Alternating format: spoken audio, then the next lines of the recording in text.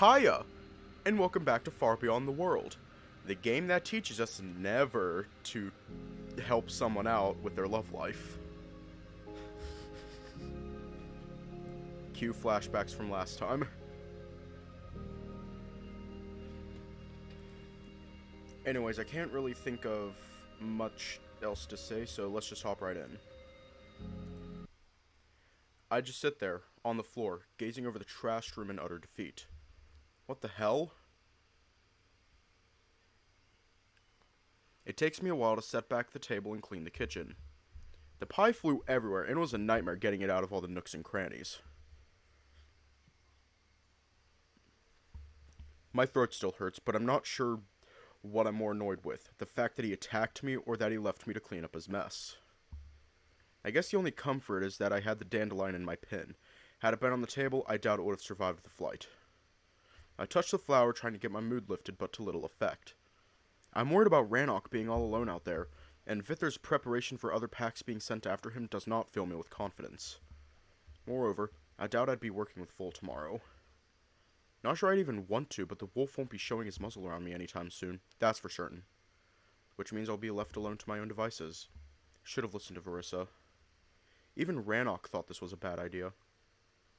Aside from being angry that the wolf effectively broke his promise, what's even more disappointing is that he failed to do what he wanted to do.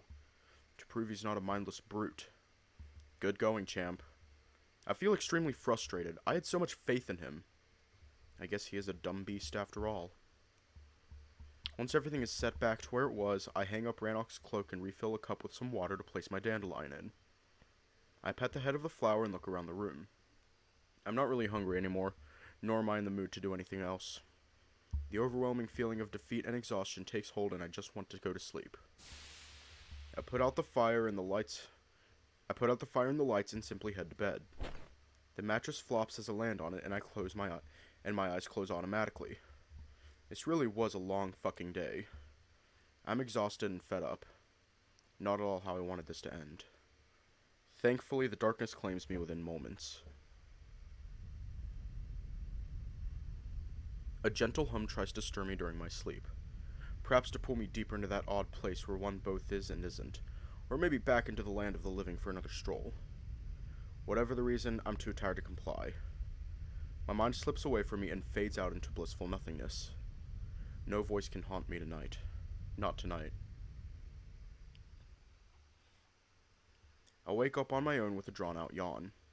I slept without a single disturbance all the way into daylight, as made obvious by the sun saturating the room. Despite having a good night's rest, my arms are sore from all the swinging I did the previous day. My mood is in no great shape either. I still feel rather bitter about how it all ended. As expected, Vol has not come to fetch me. I can only assume he's working alone and fuming, most likely blaming me for what happened. Might be for the best, it's not like I want to see him anytime soon. Slipping up on the vernacular is one thing, but I'm not about to ignore the fact he nearly choked me out again. I get out of the bed and walk straight into the kitchen. The air is much warmer today. Their weather really is going in circles. I take a long, lazy stretch as I pass the table and approach the cupboard. The water is stale and dirty. Ranok was doing so much prep before I woke up. I begin to appreciate everything he did to accommodate me. With an uncomfortable sigh, I take a look towards the bucket. There's no water left. Come to think of it, I don't have any food either. I pick up the remaining 2 rolls from a few days ago. I tap them against the hearth, hearing an empty knock. Yup, rock hard. Maybe good for making toast, but not much else. Vol really left me stranded. I feel anger growing inside me. Such fucking childish behavior. No, not even childish. Kids don't bash their brains out. He's a monster. He certainly acts like one, that's for sure. But, I don't want to waste time on this right now. I don't need getting angry at that rabid wolf. What I need is food and water, and the only way to get either is by going to Verissa. I don't know where the female lives, but surely someone will point me to her. I'm a foreigner, not a mute. If I just say her name, I'll get directions without blowing our cover. I take up the cloak from the hanger and go for my dandelion. It looks just as fresh as the day Ranok gave it to me. I'm about to pick it up when I think about Vol's attack. On an off chance he's going to wolf handle me again, I'd rather the flower remain safe here. Gently, I pat it as if saying goodbye, grab the bucket, and step outside. The day is extremely bright and warm, without a single cloud in the sky.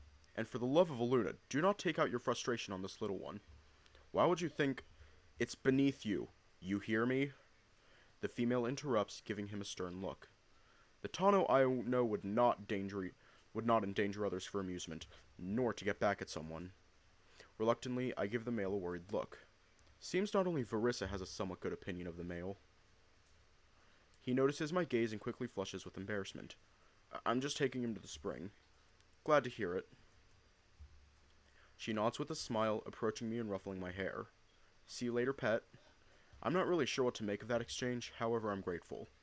Not only did I learn there's more to Tano's and Ranok's hostility, but also Cora effectively put an end to any potential schemes the white male cooked up for me. At least for now. I'm still quite wary following him into the woods. He seems oddly defeated and his cocky, annoying attitude is completely gone. We walk in silence as much as I was thinking of slipping away from him, curiosity takes over. I'm not a cat after all. I sneak glances at his troubled expression, but he seems to pay me no mind, clearly buried in thought. We walk maybe 5 or 10 minutes until I can hear the slushing of the nearby creek. We push on through a dense thicket and there it is. It looks enchanting, with crystal clear water meandering between different rocks and pebbles covering the bottom of the brook. There's even a cataract every now and then, with cascading stream creating tiny rainbows twinkling over the misty spray. I almost gasp out a praise, but catch myself at the very last minute. Here you go. Ranok's house is that way. He points and I take note of the direction. It almost sounds as if he was meaning to leave me here. I wouldn't mind, to be fair. He's making me quite uncomfortable. I dunk the bucket into the stream, allowing it to fill up. Pulling it out is a bit of a chore and a struggle, but I manage. Tano gives me an inquisitive look as if gauging if I'm going to get back home. I straighten up and try not to show how heavy the bucket really became. As I struggle to walk, the water sloshes from side to side, splattering every other step. Ugh, give it here. The male grumbles in annoyance. You'll spill half of it before you even get there. So much for leaving me alone then. But not that I'm complaining. The bucket is pretty freaking heavy. We walk back towards the cottage, again in complete silence. I guess Cora really got underneath his skin. Or perhaps, since he clearly knows I can understand them, he's just embarrassed I witnessed the exchange. Whatever the reason, it's quite amusing to see him so flustered. Even he puts on a mask. In all fairness, smugness and overconfidence do not suit him. Ranok pulls them off, but then again, my wolf isn't a dick about it. As we approach the cabin, my stomach rumbles quite loudly and I wince in embarrassment once again. Jeez, before I could go on just the nibbles, but now I'm ravenous all of a sudden. Do you have anything to eat? The wolf asks with feigned concern. At least I assume it's feigned. I don't trust his courtesy anymore. I just look dumbfounded into the scenery, ignoring him completely. Others told me to keep my distance, and now even Cora called him out on his shenanigans. It's a simple question. Are you hungry? I release a long, protracted sigh, looking at him with amusement. I know he suspects, but I'm not going to provide him with proof. Ugh, come on. He walks towards the village and nods for me to follow. Since he's still carrying my water, I don't have much choice. We walk towards Vither's house again, and the male plops the bucket just outside the bakery. Cora, you still in there? Just a moment. The female responds and takes a while to step out. She wipes her paws into a cloth, smiling wide as she notices the bucket. Wow, I'm impressed. Honesty becomes you. Her eyes turn towards me, but again I try to shy away to hide my bruise. Your father left any food around? Rolls or pies that he wouldn't miss? Wait, she's Vither's kid? The chief was right. That old wolf be popping them all over the damned place. No, he hasn't come back since yesterday. Probably drinking again at the villa. She rolls her eyes in annoyance. I guess those two party hard whenever they can. Why'd you ask? Well, the kid needs some food.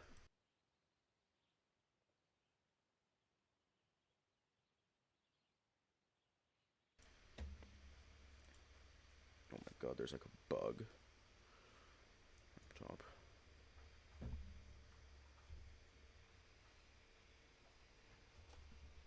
Dead. Kid? I'm your age, you twerp. Oh, I can help with that. I was making quiches for the pups for later. I could spare one or two. Great. That should keep him going throughout the day. Let me fetch them.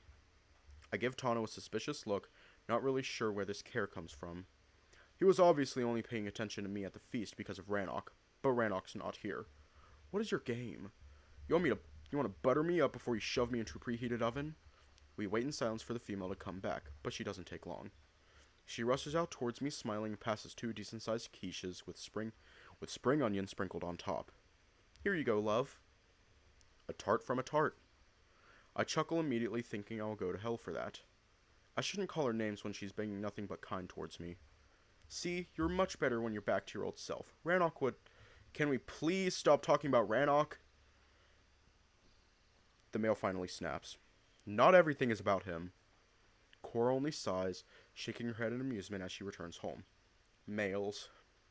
Tano stands there for a while, as if thinking something over, but eventually he picks up the bucket and we walk back towards the cottage. Once there, he plops it in the front of the steps, and it's just as well, as I did not intend to invite him in.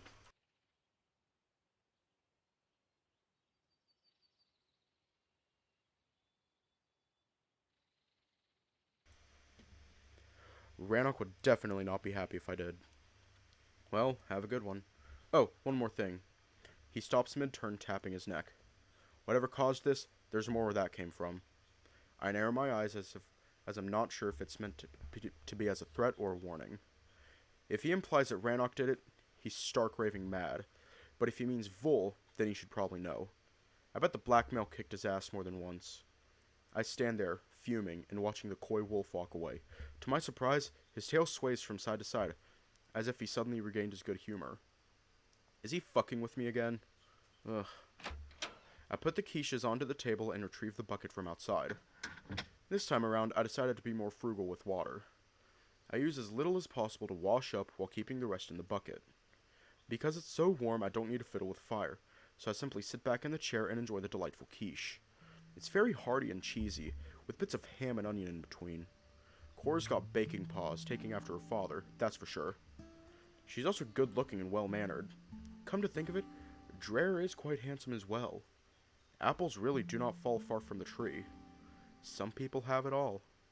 Then again, it feels like everyone in this tribe is hot, so maybe it's not just Vither's loins that spawn golden offspring. As my bored and pointless musings begin to drag on, I look around for something to kill time with. I'm fairly certain I'll be left to my own devices, unless I fetch Farissa, but I would rather not face the female while sporting a massive bruise. That would cause another shit show, and I've seen far too many as of late. Reluctantly, I stand up and walk up towards the cupboard. I remember the title mentioning 6 tribes, now having more context, I'm sure it speaks of the wolves. I locate it immediately and fetch it back to the table. The volume is quite impressive, with beautifully decorated pages and very intricate writing. The 6 tribes of Turnen. Just as I remembered. The table of contents shows that the book is divided into 6 sections, each dedicated to one tribe. The tribes are as follows: Turnen, Brazilian, Golderin, Arden, Lothian, and Onwin. Sounds like an introduction to Lord of the Rings. The boring edition. Wait, wasn't there like an accompanying textbook that very few people read? Silvermillion or something among those lines. Ugh. Those things I remember make me feel like I'm reliving my very own freaking fairy tale. I even have a prince. Albeit I realize he's not as well situated as they usually are, given his domain consists of this very rustic cottage. Although charming, it's more fitting for the 7 dwarves. I chuckle and return to my read. Turnen, along with Brazilian, compose the heart of the forest. They also share a majestic lake between them, called Tremelin. Apparently, it's a breathtaking stretch of water, and the description almost makes me wish for a visit there. It's a favorite summer spot for local wolves. Pups have been playing in the shallows for generations, while others lounge around the beaches. A lake in the woods does seem like a perfect holiday spot, not going to lie. According to tradition, the lake itself is enchanted, and its waters have healing powers thanks to a fae residing within its depths. I smile, realizing those wolves, as fantastical as they seem, have legends of their own to share. Thanks to deep familial ties and shared folklore, Turnen and Brazilian were allied for many centuries. It would seem that the militarized way of life those wolves enjoy is driven from millennial tradition of warfare. Whenever they're not fighting others, they fight amongst themselves. Another ally of Turnen, although less faithful and much younger, seems to be Arden, also called the High Forest. It's inhabited by the oldest and tallest trees, reaching all the way back to the youth of Sylvan. The wolves living there take deep pride in their ancient heritage and are extremely protective of their woods. Considering what happened to the Tiger Noble, I wonder what that extreme protectiveness entails. Can't be more extreme than killing someone over graffiti. Golderin is the is the northernmost reach of the woods. The wolves there are strong and industrious and have a reputation for warmongering. Given the militant nature of the Turnen wolves, again, I wonder what that means. The book does not keep me hanging. Turns out it means that Goldarin was an instigator of nearly half of all wars, within and without these woods. Lothian stretches the mountain range hidden deep within the forest, with the highest peak called Amon Silva. That's where the respective tribe takes its residence. According to the book, Lothian flip-flop during many conflicts, changing sides often more than once depending on the current winner. Pragmatic but frowned upon by the remaining tribes for lack of loyalty. Guess Ranok was right about it being a woven virtue, which in a mixed bag of goods is definitely a redeeming gem of equality. Last place, called the Deep Forest, is Onwin. It is described as a trove of the most beautiful groves and meadows filled with bounty and joy. Wolves of Onwin surprisingly value peace and merriment, rarely if ever participating in conflicts started by the other tribes. Despite the book trying to paint them as debauched and decadent, I see them as quite the opposite, especially since the description frowns upon Onwin's openness to trade with the outsiders. Had it not been for Ranok, I would have wondered why I haven't ended up in that forest instead. I chuckle, but my amusement doesn't last long. The more pages I flick through, the more details I stumble upon I would be better left without. Despite dates and names meaning nothing to me, I can make general sense of decades upon decades of systematic warfare. The tribes either banded together to raid and pillage other kin in nearby realms, or if such consensus could not be reached, raided each other. The book glorifies one hero after another, describing how many burrows they put to the claw, or how many enemies laid slain under their paws. It became increasingly uncomfortable, especially since most of the targets were the otherkin, specifically of the Sylvan variety. I really hope this is just a history book, and the current affairs are much different. I'm thrown off by a sudden knock to the door. Cautiously, I place the book down under the table and slowly approach. My main worry is the black male. I really don't know how our interaction would go right now. Salen, you there? Varissa's voice is no real comfort either, as I'm immediately reminded of the massive bruise I sport. Fuck. But I can't pretend to not be in, as that would cause an alarm, while trying to cover my neck would only draw more attention to it. Ugh. I yank the door open, letting the female in. I'll have to bite another bullet. It's becoming a pattern here. She steps inside, giving me curious glances. Once the door is shut, I try to put on a brave smile, but to no effect. I see her no longer at the butchery.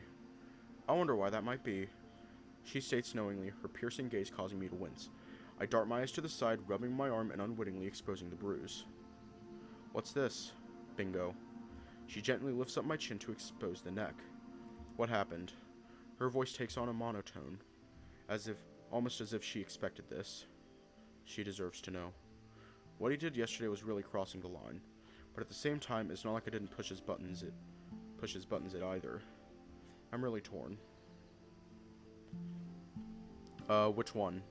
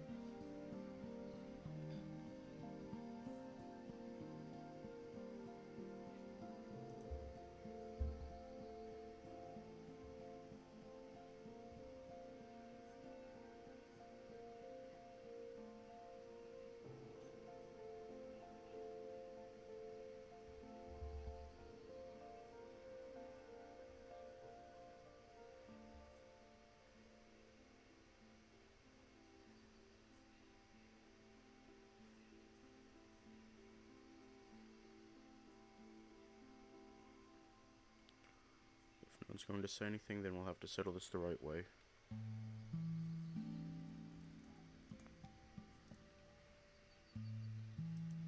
The fair way.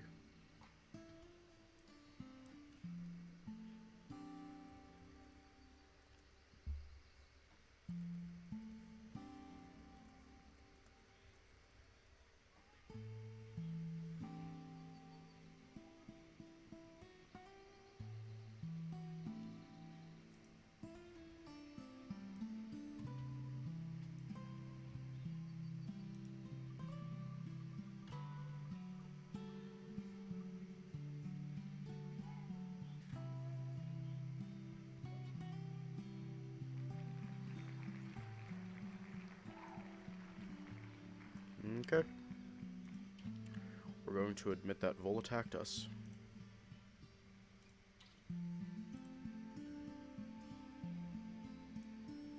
He made a promise and he broke it, over something so trivial too. I sighed heavily and gave her a worried look. I was kinda teasing him, pushing his buttons, and he flipped. What? Her eyes opened wide in utter disbelief. Perhaps I shouldn't have, but I was thinking we were bonding. He just rushed at me and pinned me to the wall. She clenches her fists in anger and throws her gaze towards the door. That utter savage. She spats in fury, getting me slightly worried. He did let me go immediately after he realized what he was doing. I don't think he meant for it to get that far. Only rabid animals lose control like that, Salen. I should have pulled you out of that shop the moment I saw you. It's not that big of a deal, though. I mutter, rubbing my neck. It looks far worse than it actually is. You have a good heart, pup, but I'm not leaving it like that. I'll have a little chat with that brute. The consequences of breaking the ancestral protection also include us. Suddenly it feels it was a mistake to even mention it. Verissa does seem to be taking it more seriously than I am. What's that to say about either of us? Good thing I didn't mention that the spat was over her. Anyway, when I asked him where you were, he simply scoffed at me. I worried you might be left without any provisions, but I see you've got fresh water and food. How did that come about? Oh shit. The water was from the spring. And how did you know where the spring was? I once again, shutting my eyes and bracing for the worst. Tano took me there. Tano? She jolts up immediately. Are you serious? The female throws her gaze towards the table, locking it with the tarts. Those are cores, aren't they? I nod uncomfortably. Salen, you're supposed to keep away from the others. Tano is close to the elders, and as much as I like Cora, she's Vither's daughter. You're playing with fire, interacting with those two. Oh, for crying out loud. I knew it was lunacy to leave you in the care of that idiot. It's not entirely his fault. Not his fault? He was supposed to make sure you're safe and fed. Instead, I find you foraging around the village, left at the mercy of the very wolves who could get us all exposed. A second time I get to hear her melodic growl, and it sends a shiver down my spine. She must have picked up on my growing anxiety as she cuts it off and gives me a rather startled look. I just stand there, almost like a child getting dressed down by their parent. Sorry, I don't mean to take this out on you. She finally sighs, releasing the pent-up anger. There's just a lot at stake here, and somehow everyone's acting as if this is just a game. Ranok suddenly bolting, ditching us with, no offense, you, when he's the one who brought you here in the first place. None taken. I shrug, giving her a weak smile. Then you have Vol, who thinks he can strong-arm people left and right. Not to mention you acting like a pup on a playground, cuddling up to every wolf you see. I'm just fed up with having to be the responsible one. She leans against the table, crossing her arms and looking into the distance. I really don't know what to say to her. It does seem like she's the only one keeping this scheme together. I'm about to speak up when her eyes lock on me again. Why aren't you wearing the dress? Her voice carries slight suspicion. Was he giving you heat over it again? Is that what caused this? She points to my neck. No, no. I try to avoid circling back to my row with Vol. I just didn't want to ruin it. Ruin it? By wearing it around the house? Is it not comfortable? She asks with a hint of worry. No, it's great. You know what? You're right. I nod and rush towards the bedroom. I'll go put it on. Do you have any moonshine left, or did Vol chug it all down? The female calls out as I unfurl the silk dress. I don't think there's any left, no. Ugh. I'll get some ale then. She mutters while I pull the garment over my head. I hear the barrel's lid lift up and she scoffs. The ale is nearly gone as well. Yeah. I reply through an awkward chuckle, straightening the fabric and securing the waistline with the belt. There, all done. I smile, seeing her already seated at the table taking an idle sip. Good. The female nods with approval. I didn't spend all that time fitting and stitching it together for you to treat it as a tablecloth. True. I mumble nervously, taking a seat and just watching her enjoy the drink. After her second sip, she breaks the silence and looks to me inquisitively. Are you going to join me, or is your intention to make this even more awkward? You're right, I could use one too. I agree and get up to fetch a mug. Since pretty much everything else is dirty, I have to strain myself to reach up for a spare one from the top shelf. I haven't done a proper wash-up in a while, but now knowing where the spring is, I can easily amend that. I dunk the tankard into the barrel, a little concerned about the remaining levels of the liquid. Those wolves do drink a lot. As I take my seat and lean back comfortably, I can see her gaze is still drilled into the distance. She's buried in thought, and I cannot help but think she's worrying about the bruise. You alright? I try to nudge her, and she blinks, as if stirred back to life. She gives me a deeply concerned look. This whole setup doesn't sit well with me. I don't know what Ranok's thinking, and Vol? Ugh. She sighs in defeat. He's just doing everything to prove me right. Could you look this over? I ask reluctantly. I really don't want to make a bigger deal out of it than it really is. And Ranok would freak out if he found out. I might not know the wolf long, but he made it clear he's extremely protective of me. Having this little road become a seed of distrust between them just doesn't sit well with me. The female muses for a moment. Only if you promise me that it really wasn't that bad. No, it wasn't, I promise. I nod eagerly and her brow raises in disbelief. You sure? Because you shouldn't have bruises of any kind. I'm a human amongst wolves, so bruising seems to be part of the equation. I've been stabbed. I can handle a little roughhousing with Vol. I try to brush it off, but it's clear she remains unconvinced. Very well, but you have to promise me that if he crosses the line, you'll let me know. It's important, Salen. She emphasizes. We're forming a united front, and Vol carries a lot of weight in the tribe. We can't allow it to seem as if he's abusing you behind closed doors. It would send the wrong signal. Of course. I agree, completely understanding her reasoning.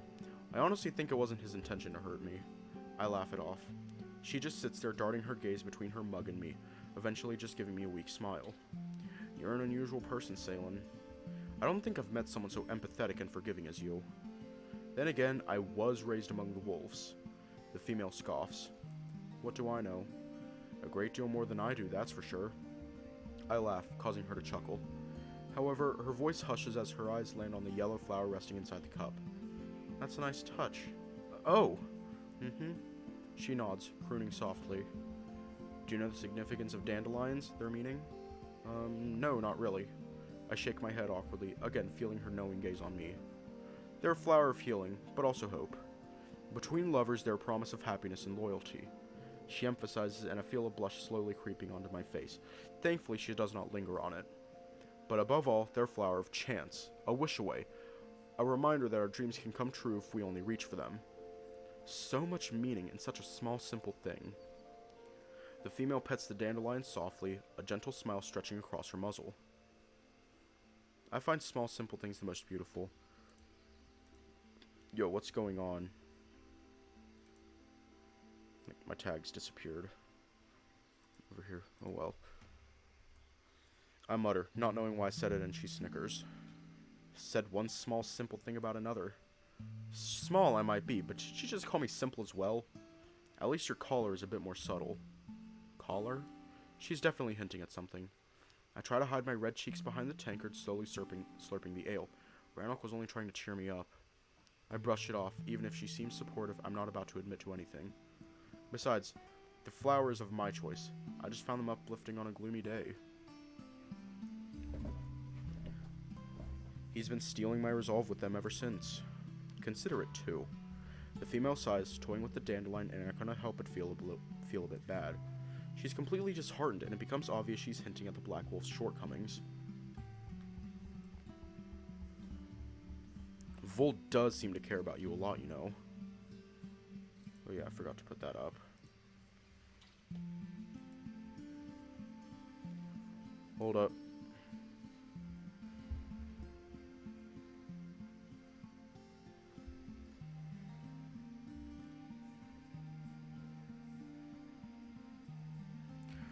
I mutter, drawing her surprised gaze.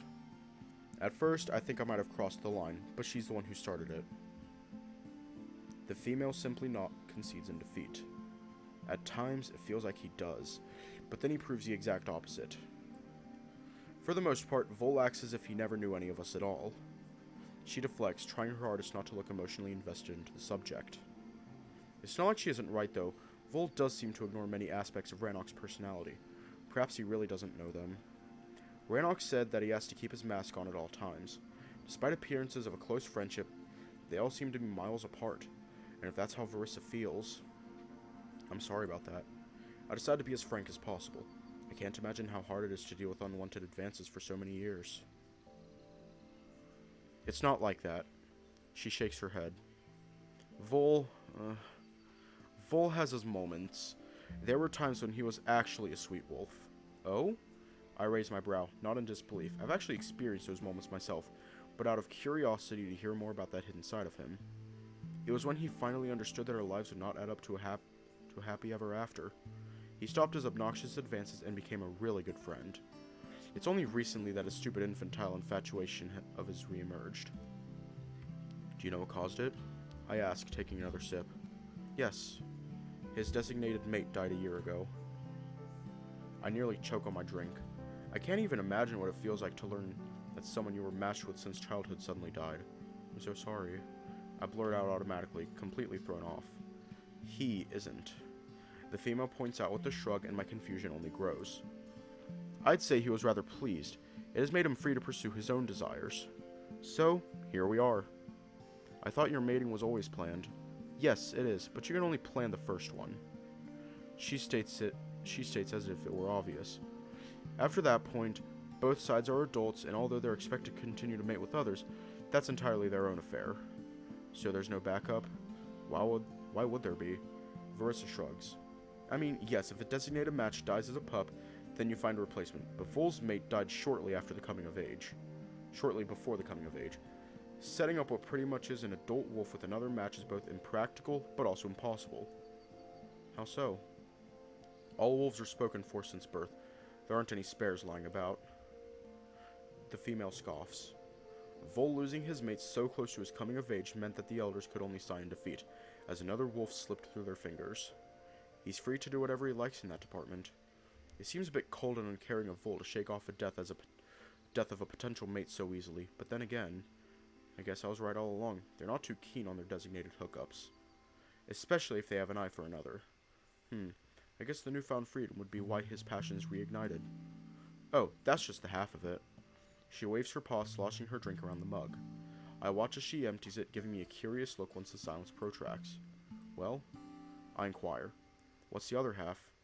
I see Tano begins to rub off on you. Why is everyone saying that? I blurt out, quickly reminded of Vol's remark. I'm only trying to get to know them.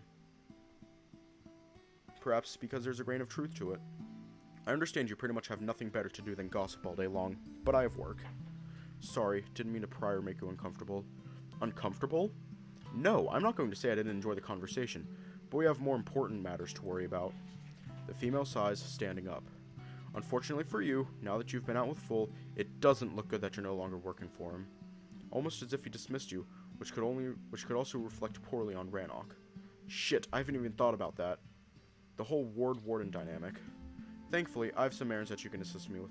It will look as if I borrowed you for a day, squashing any potential rumors. And making me the most popular ward in town. I tease and she laughs again. Yes, indeed. What are the errands? Considering Ranok's mission might be that of a rescue, we have to prepare for the worst. This means wounded wolves. I shudder. Not the answer I wanted to get, but at the same time, I guess there's no escaping the cold truth. I need to face the harsh reality of their lives. The sooner the better. I must prepare salves and stock up on herbs. You can help me with that. Of course. I nod eagerly, but quickly my enthusiasm falters. However, I don't know any herbs. Oh, don't worry about that. I wouldn't trust your picking skills anyway. You'll just help me carry them. This basket should do. She points to the one resting next to the hearth. Before I pick it up, I give myself a quick look. The dress is awfully expensive, and Vol did ask me to take good care of it. Should I change? I splay out my arms and she chuckles. For what other occasion would you save up a silk dress, if not to frolic in the woods? I know I'm not your wolf of choice when it comes to frolicking, but you'll have to do with me. I snicker at another one of her jabs. Oh, I really don't mind. Trust me. Mind? She blinks teasingly. You should be thrilled, but I suppose I have to take what I can get. The female laughs, finally opening the door. I think some fresh air will do you good. So do I, actually. For a moment, I consider taking the dandelion with me, but quickly decide not to. I don't want to draw more attention to it than necessary. I simply grab the basket and follow her outside.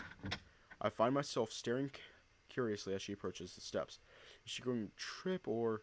A smile appears on my face as a female jumps over the uneven stone, clearly aware of that little fault. I guess they all were frequent visitors to Ranok's house. I hate doing this, but considering your situation, we should parade through the main village. We need the wolves to see that you're simply working elsewhere. She sighs uncomfortably, proceeding to walk towards the town. Vol really carries a lot of weight in the tribe. We cannot allow others to think you displeased him somehow. Oh, okay. I nod, following beside her. I did more than displease him, that's for sure. We stroll slowly, our pace almost unnaturally sluggish, as to give as much time for the passing glances. Verissa is very intent on us being seen. In truth, it feels rather weird, but also a bit exciting to show off like that. To be shown off like that. I straighten up and ensure my step is dignified. I want my wolf to be proud of his ward. My hand instinctively reaches to Ranok's crest on the collar. It became quite a comfort, despite me trying my hardest not to enjoy wearing it. Since he departed, I even sleep in it. Considering I didn't take my dandelion with me, it's the best memento I currently have. And much more discreet, that's for sure. No one's here. Good. The female sighs in relief as we pass by Vither's house. I'm not really sure what to make of both hers and Vol's reluctance towards the male. He seems rather fine to me, but any ponderings of that nature are immediately blown away as we enter the main square.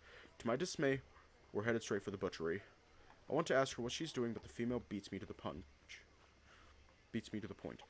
No matter what's going on behind the scenes, we must keep up appearances that you two are fine with each other. While not being on a physical one, I very much feel like a dog pulled by a leash towards the vet. The closer we get, the more I want to break free and run away, but with so many eyes on me, all I can do is obediently follow. Vol? She stops at the counter, tapping at it impatiently with her fingers. That little bitch came squealing to you, didn't it? The male snaps almost immediately upon spotting me. No more than was expected. Of course. He snarls, giving me an annoyed look. Pigs always squeal. Especially when terrified of a big bad wolf, and that's what you are, right? How you like others to see you. The male rolls his eyes, reaching out for his hatchet. I have a job to do. He turns away to hack at a slab of meat. Yes, part of which was taking care of Salen in Ranok's absence, a task you asked to be entrusted with against our better judgment. But instead, what do? You brutalize him. Brutalize him? The male growls and I poke her discreetly. She's pushing it too far. That little shit.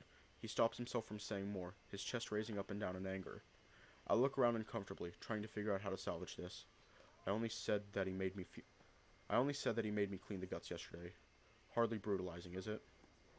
I mumble, causing both wolves to give me surprised looks. I flash my eyes at Verissa, reminding her I wanted it to be left alone. Thankfully, the female sighs and shakes her head, deciding to play along. You really love to frighten others, don't you? He's so full of shock that his blood-red irises do not lose me from focus for even a moment, his gaze drilling into me for answers. It's called character building. The wolf stammers, really struggling to understand why I didn't tell on him. Finally, his eyes venture to my neck, and once he zones onto the bruise, his brows lift up in a worried expression. He just wasn't a good fit for work. Be it as it may, you shouldn't have dismissed him like that. It doesn't look good. Ranok left him in your care, and yet I found him today fed by Cora and watered by Tano. I blink, uncomfortable with her word choice. Wait, that last one came out wrong, but you know what I mean. Can't we even trust you with such a trivial thing? She sighs in frustration. If you're such an alpha, one would think that looking after a tiny otherkin would not be beyond your abilities. Fine, I'll make sure he has food from now on. Vol spats in annoyance, grabbing a hatchet and turning away. That should go without saying. But it's more than that. You're meant to keep him company. You always come chewing my ears off. It's almost like your hobby. If it wasn't the piglet, it would have been something else. He sneers, chopping off a large piece of meat. Seriously, he needs to learn when to put a sock in it. Never mind. Verissa waves her paws, clearly losing interest in continuing the spat in public. I'm going to play the den mother and take care of it, as I take care of everything else. That's my job, right, Vol? Your words, not mine. He scoffs and she nudges me to move away. Come. We walk at a brisk pace, Verissa clearly trying to get out of the village without running into any more distractions. You're letting him off the hook too easily, but I guess that is your prerogative. She gives me a kinder gaze. I won't countermate it, and I'll respect your wish to just drop it. I nod in gratitude. I just hope you know what you're doing. She's definitely the more mature of the trio. We continue to meander between different huts and cottages, the female ensuring we avoid as many passers-by as possible. Eventually, the houses give way to grass and shrubs, followed by tall and ancient trees. As we push through the greenery, I look back. Seeing enough distance placed between us and the village, I finally feel comfortable enough to speak again. I don't want the conversation to linger on Vol, however, so I'm looking for a change of subject. When Verissa reaches to correct her leather collar, I get an idea for a somewhat natural segue. It's almost an opportunity to sate my own curiosity. I was meaning to ask. I mutter, drawing her attention as she bends away one of the low-hanging branches. What's that about? I ask idly, nodding towards her neck and causing her to give me a confused look. You're the only wolf I've seen wearing a collar. That's because I'm a ward, just like you. What? I tilt my head in slight disbelief. I serve at behest of our ancestors. I'm at their beck and call. Her voice carries a hint of pride as she caresses the leather strap on her neck. The collar is meant as a reminder of my duty and link to them. Just as yours is a reminder of your duty and link to Ranok. I touch the true silver crest with a smile. It certainly helps to keep him close, that's for sure. What about your arm? I continue my line of questioning, looking over her getup with double curiosity. What about my arm? She muses through a smile, not even regarding me. Most wolves wear some sort of metal band on their right upper arm, but you don't. Does it mean anything? I see nothing eludes you. She smirks, giving me a slightly patronizing look. Those are arm rings. After the moonstone, I'd say they're the second most precious possession a wolf can have. Oh. Inquisitive, aren't you? Well, since I'm stuck here, might as well understand as much as I can about your people. I swat away an insect that flies annoyingly close to my face, and she simply chuckles. The rings are made from true silver, but apart from being expensive, they also represent adulthood. But you don't have one. My tone of voice wavers as I'm trying to understand the connotation. Does that mean you're not of age? Huh, sneaky. You and Tano would really get along. She stops in her tracks, giving me a suspicious smile, and I shrug. I'm simply curious. To answer your question, I am and I am not. I blink in confusion, to which she shakes her head and continues to walk. There are several stages to becoming an adult wolf. First, you claim your name tree when you reach your 12th year. She veers between the trees, and just as on cue, we're passing one with an inscription carved deep into its bark. When you're 16, you join a pack and claim your place within the tribe. Finally, once you turn 18, you're allowed to undertake a great feat, which, if accomplished, will enable you to claim your armband. A great feat? For males, the great feat is a task tailored by a shaman specifically to test the mantle of a youngling in question. Some have to remain standing in a combat circle for a full day, others have to kill an impressive beast. Some others still have to survive winter in the wilds all on their own. I narrow my eyes, immediately wondering what Ranok's great feat was. Vol's definitely the one who killed an impressive beast. Or perhaps he survived a grueling gauntlet, standing tall in defiance of all others. I bet that would leave a lasting impression on the tribe, perhaps even explaining why everyone's scared of him shitless. I hope my wolf didn't have to do anything too drastic. But then again, nothing she mentions sounds overly tame. All of this seems incredibly harsh. Verissa ponders my assessment for a moment and nods in reluctant agreement. However, her words don't match her concession. Perhaps, but the tribe tries to weed out weakness as early on as possible. At the same time, the feat is never meant to ask more of the wolf than you can possibly accomplish. I feel reluctant posing the question that's on my mind. I don't want to embarrass her, but at the same time, my curiosity is more piqued than before. Verissa seems quite capable, so the lack of her ring is pretty perplexing. So why didn't you complete your feat? Females are a different matter entirely. We're considered of age once her flower blooms. Her flower? Despite her not stopping or facing me, I can see her form falter slightly, and it's clear she has cringed a little. Please don't make me spell it out for you. Oh! I exclaim in sudden realization. Okay, I get it. Bees and storks and such, a conversation every kid and their parent dread. That's why we have sex ed at school, so that we can cringe at strangers instead. We walk in the awkward silence of my own making. I should really read more frequently into her poetic license, especially when talking about the embarrassing subject matter. The female stops next to a large tree, touching its bark. She trails the length of a green growth and then checks her paw pads, giving them an idle lick. Young lichen should be good. I watch as she retrieves a crude blade and gently pokes at the bark. The key is not to expose the naked wood, otherwise you'll harm the tree. I just want the top layer. She explains in a nod in understanding. Name tree or not, they always revere their forest and treat it with the utmost respect. The female struggles for a moment but eventually detaches a sizable chunk. She breaks it into smaller pieces, depositing them neatly inside her bag. Once she is done, we're on the move again. I was quite convinced we've abandoned the subject, but that's when she picks it up again. Anyway, males have their great feat decided by a shaman. That's why it's so important that a shaman has both the insight and foresight. She speaks casually, continuing our trek through the wood. However, our great feat was decided by nature a long time ago.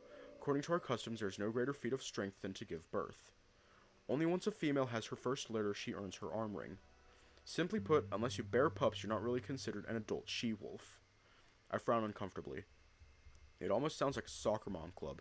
Snobby mothers telling you off for not knowing anything because you have no kids. You don't know what doing laundry means until you have children.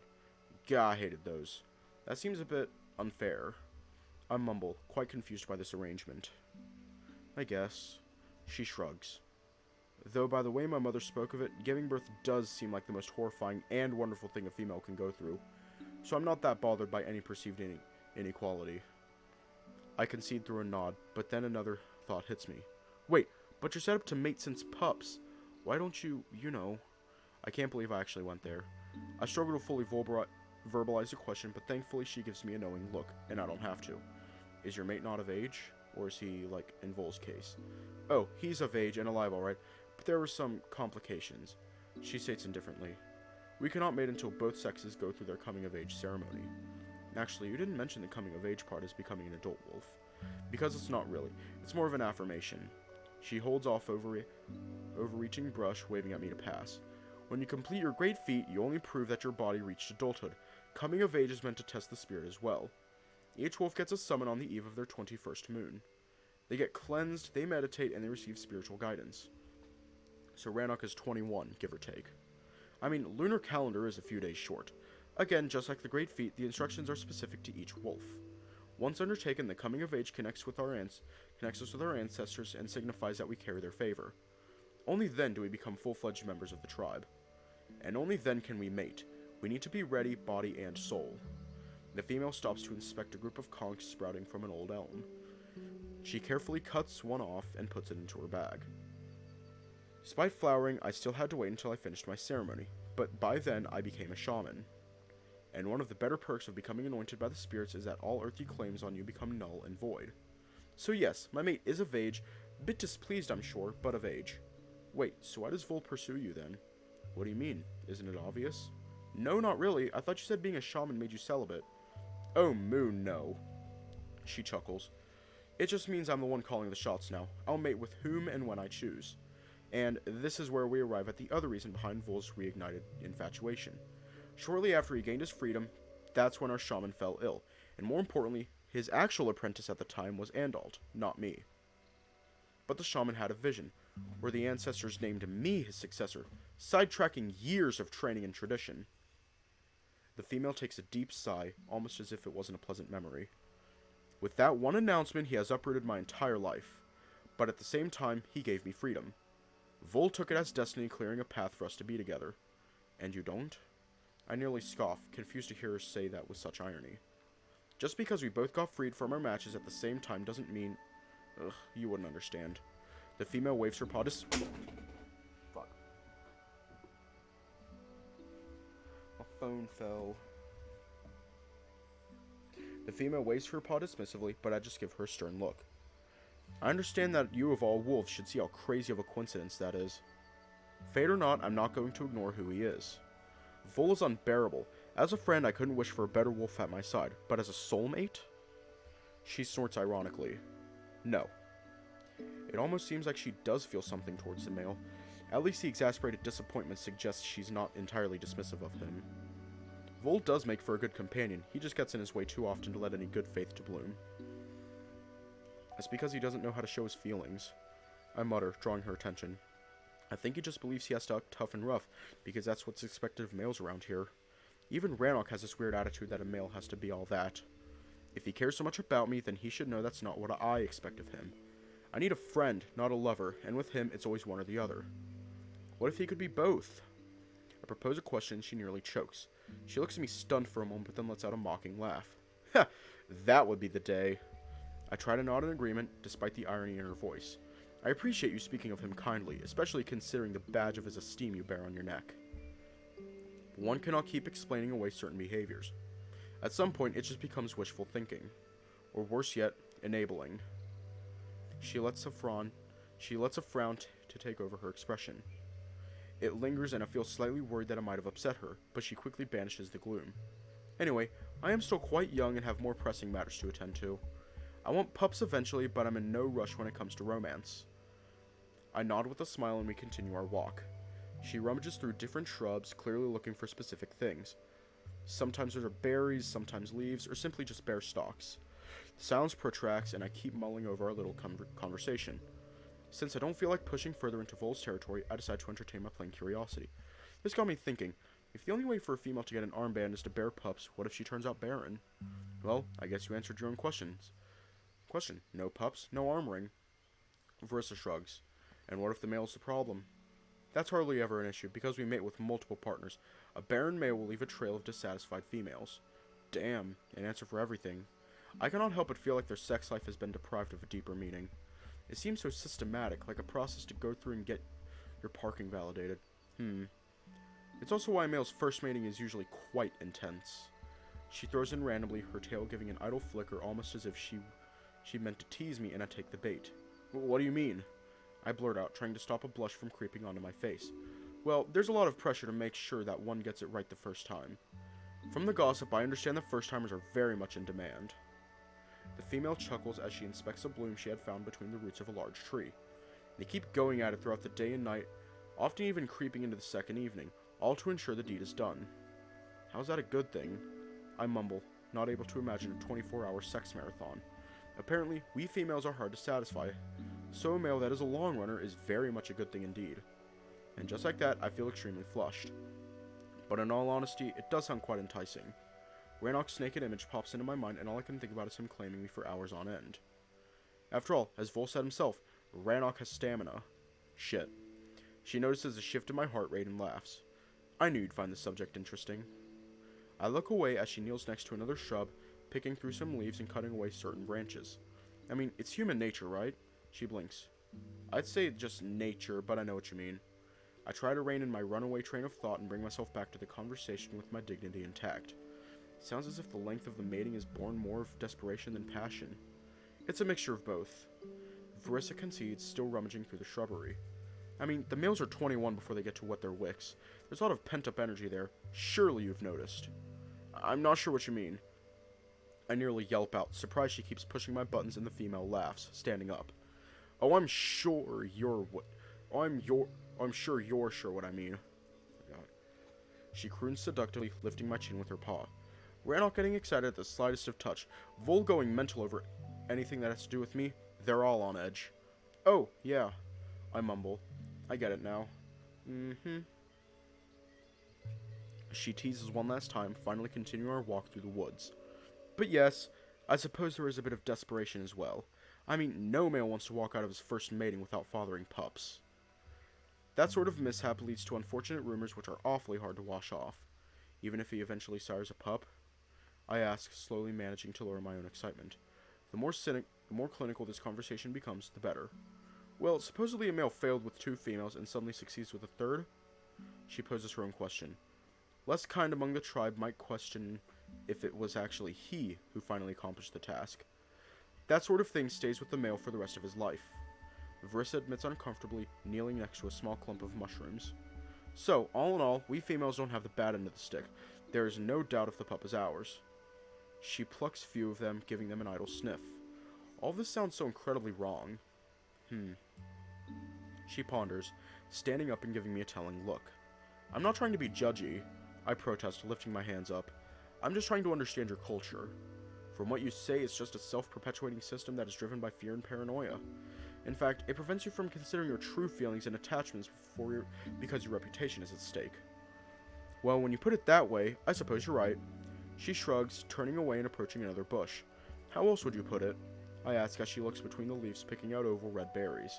I mean, even you yourself admitted that you're glad to be outside of it, capable to make that call when you want and with whom you want. Deep down, you know it's how it's supposed to be. I wouldn't go that far. She refutes indifferently, still focused on her task. True, it's nice to have a sense of agency from time to time. However, if I were forced to mate with my intended, I would have pups by now. That wouldn't be the worst outcome, would it? The female finally faces me with a weak smile to put an emphasis behind her question. And once I had that out of the way, I'd find time to seek love and companionship, just as countless wolves did before me. As it happens, right now neither motherhood nor soulmate are at the top of my priorities, so all possible outcomes are entirely indifferent to me. She shrugs, giving me something to think about. I guess she really looks at things from a wider perspective. It's near impossible not to admire her stoicism, although I struggle to understand it. For someone so young, and you are young, both body and soul, you misplace a lot of your attention on romantic feelings.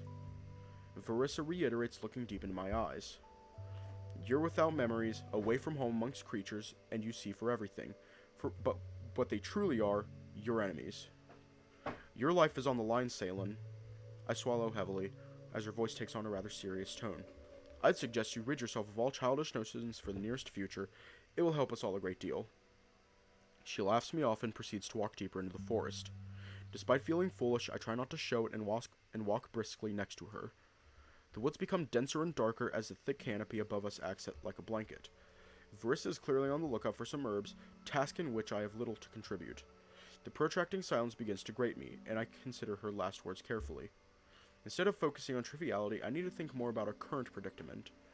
I decide to touch upon a matter I meant to discuss with them for a while now. Speaking of something that could help us a great deal, I recently discovered I speak different languages. Yes, Wolven being the prime example. She teases, shaking her head. No, I mean, I don't know how to explain this, but I don't hear other languages, but rather... The female takes a stop and gives me a curious glance. They all blend into one. What do you mean? So you know how you hear Wolven, right? Yes. That's how all languages sound to me. Huh. She sounds confused. The chief at the feast, I understood what he was saying in those human languages. Granted, I assumed you would. I met with a shrug. You are human, after all. No, you don't get it. I try to figure out how to best spell it out for her, and then I remember my exchange with Trist. Uncertain if I should spill that little nugget of information or not. I hesitate for a moment. I mean, we did make a truce, and throwing him under a bus like that doesn't seem like me keeping to my end of the bargain. Reluctantly, I decide to keep my knowledge of Sylvan to myself for the time being. Not sure what paranoia could feed into the hearts of these wolves. Perhaps they'd think I am a spy, but the human languages should be enough to convince her. When he spoke human, it sounded exactly the same as Wolven does. In fact, either of human dialects sounded the same. She thinks for a moment, looking rather perplexed. Despite her collected outward appearance, I can see she's struggling with the concept. Isn't it how multilingual people function? What? Now I'm the one thrown off, blinking at her question. I mean, I don't even know how speaking another language works. Wolven is all I know. I never had the need to learn another language. Doesn't it auto-translate into your mother tongue in your head? Huh. I'm stumped. I mean, yes, sort of. I get increasingly confused, not even accounting for the possibility that she doesn't speak any other language. But you should be able to tell the difference, even if you subconsciously understand the meaning behind the words. They're not the same. But you do understand them subconsciously. She points out. By your own admission, that's how it works, right? I guess? My conviction falters. She's going to rationalize it, isn't she? I still shouldn't hear them as one and the same. But how do you know if it's not the other way around? Perhaps it's the Wolven that sounds to you like your mother tongue. I mean, she isn't wrong, but it doesn't make her right either. I'd say it's just confusion caused by the trauma that's behind your memory loss. Your mind is trying to make sense of more important matters than language barriers, so it skips them. She shrugs and continues to walk away, almost as if letting me know she's done with the subject. But, I sigh. I guess... I'm surprised by her dismissiveness, but without revealing I speak Sylvan, there's little chance to make her reconsider. And since she's the most reasonable of the trio, I doubt I'll have any more luck with either Ranok or Vol. Defeated, I shake my head and decide to simply enjoy the stroll for what it's worth. I watch as she inspects different growths, picking through their leaves and berries. She places some of the greenery into my basket, and the silence continues. As it drags on, I begin to feel rather uncomfortable. Desperate for another topic, I think back to the morning exchange between Cora and Tano. It got me curious about the relationship between the White Wolf and Ranok. There's one more thing I was meaning to ask you. Lucky me. This morning when I was in Tano's and Cora's company, quite inadvisably, might I add, she interjects with a clearly displeased tone. Well, they talked about him and Ranok, about their friendship and eventually falling out. I can see she feigns interest and surprise, clearly wanting me to continue with the query without having to add anything unprompted. I was just wondering, why did they fall out? And you're asking me this because... You're Ranok's friend, aren't you? I am. She stops, giving me quite a perplexed look. and that is why I hold my peace on matters that do not concern me. If you wish to know what happened, and should he want to divulge, that is his story to tell. Unless you mean to ask Tano. The female shrugs mockingly. Otherwise, it's just hearsay. Despite her being sassy with me on occasion, this is the first time I see her being this touchy. Almost as if Ranok's and Tano's falling out was more than just that. My curiosity aside, I decide not to confront her further and just drop it. Although it's good to know that she keeps her friend's confidence. Makes me ashamed that I even asked. In truth, I'd definitely rather hear this from Ranok. Conversation going nowhere, I just observe as she goes about her business picking different herbs and explaining their names as we continue. Yarrow, rosemary, salvia, silverleaf, all meaning very little to me but being quite important to her work. I try to pay attention as much as I can as I deposit them into my basket, but my simple mind can only handle so little. Can handle only so little. They're just green leaves to me, aside from the occasional clump of moss or shroom. Wick elm is apparently important for healing ointments, like the one used on my scab. She wedges her rusty but trusty blade into the bark to gain another few chips, as well as harvest some leaves. Could you look around for moss? The female asks idly, continuing to pick through the branches. Sure. I nod, walking off some distance and checking various trees. Not far off, I find a tall birch covered with the green growth. Is this one okay? I call and she leans from behind her wick elm. Witch elm? Not sure what's so witchy about it. Looks like regular tree to me. No, that's not the one I'm looking for. I need moon moss or swan's neck, preferably both. Verissa grumbles, struggling with the more stubborn of the elm's limbs. Yeah, that tells me a lot. Moon moss is blue in tint and has small white polyps at the end of each stalk. Swan's neck, she huffs, has a fern-like leaves with stalks bent in the shape of a swan's neck. Thus the name. I chuckle, seeing her fall into her rump as the branch finally gives way. Despite initial confusion, I quickly manage to locate what I assume is moon moss, very much as she described, blue with white dots speckling its surface. I think I've got it. Good job. I can hear a strained breath as she carries a sizable heap of leaves towards me. She dumps them into the basket and inspects my find. Real good job. Her voice takes on a more impressed tone. I think this one's just sprouting. That's good. That's excellent. She perks up her tongue in a determined fashion and begins cutting at the roots of the growth. Once she has her fill, the female looks around to find our bearing. Really, all that would be needed is some swan's neck, but it isn't that much of a deal. Let's take a roundabout way back into the village and count for a lucky streak. Sounds good to me. I smile and proceed to follow her lead. In all fairness, I'm very confused when it comes to our bearings, so having her as a guide is quite a comfort. As we walk through the thickets, I cannot help but wonder about all the different plants and berries spurning about. I'm sure it's too cold for them, although the forest does make it feel as it's much warmer than I think. I cannot help but notice. Have you actually tried? She snorts, mocking my constant vigilance, but I decide to ignore the jab. That the plants here, aren't they a bit anachronic? My, someone ate a whole dictionary for breakfast. The female continues her teases, and I chuckle. I mean, they're slightly out of time, no? It is early spring. Turn-in is very specific like that. Verissa responds, pushing away some shrubs to create a safer trail for my bare feet. It springs to life relatively quickly after winter, and plants here are governed by their own rules. To us, it's just normal, but I do understand it's quite unusual elsewhere. She shrugs, stepping over a large fallen trunk. Some call Turn-in the furthest part of the Everspring woods. Everspring? I ask, stopping beside her as she's looking beneath the log for some additional specimens. Yes, it's an enchanted forest ruled over by the lynxkin to the very far north of Avalon. But it's just poetic comparison. Both woods are far apart and have nothing in common. Her voice wavers as she strains to reach something from underneath. Why is it called Everspring? It is said to be in the state of perpetual bloom. The female finally huffs, pulling out a small handful of small mushrooms. Sounds magical. And boring. Autumns here are quite something, I can tell you. She muses while dusting off her dress and entering a more energetic step. As we pass through another thicket, I notice a large swath of purple flowers that I'm sure I recognize. I think about picking a few when she suddenly grabs my hand. What are you doing? Wanted to pick some lavender to take home. It's not that the cabin smells or anything, but it would be a nice change of ambience. That's no lavender. The female frowns, releasing my hand. That's wolfsbane, deadly poisonous.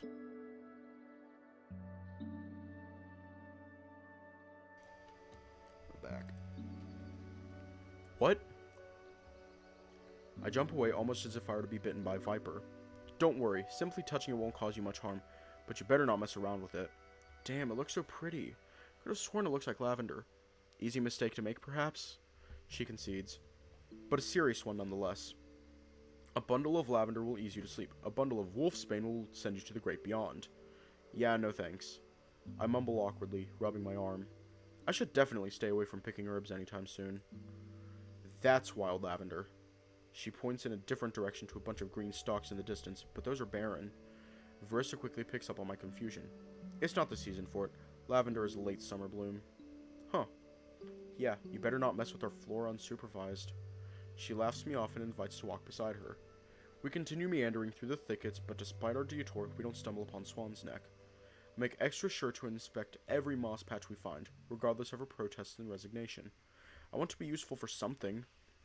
Eventually, we arrive at the main square, and she picks the wicker basket from my hand.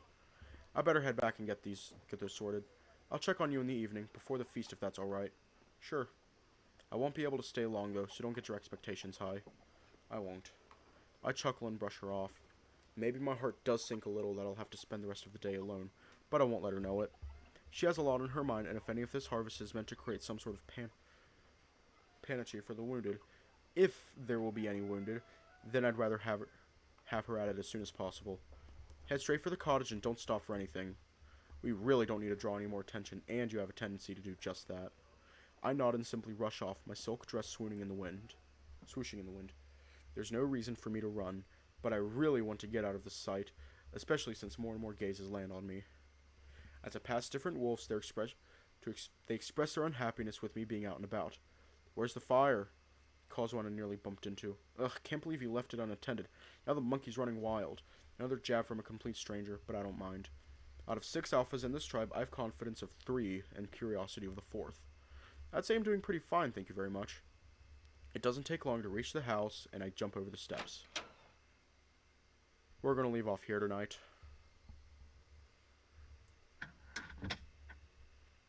Yeah, I'm going to. Wanted to check that.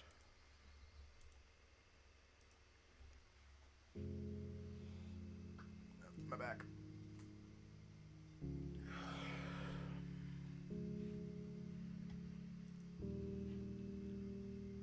Honestly, I can't really think of anything at all to say, so gonna head out. So stay safe, have a good night, and I'll see y'all tomorrow.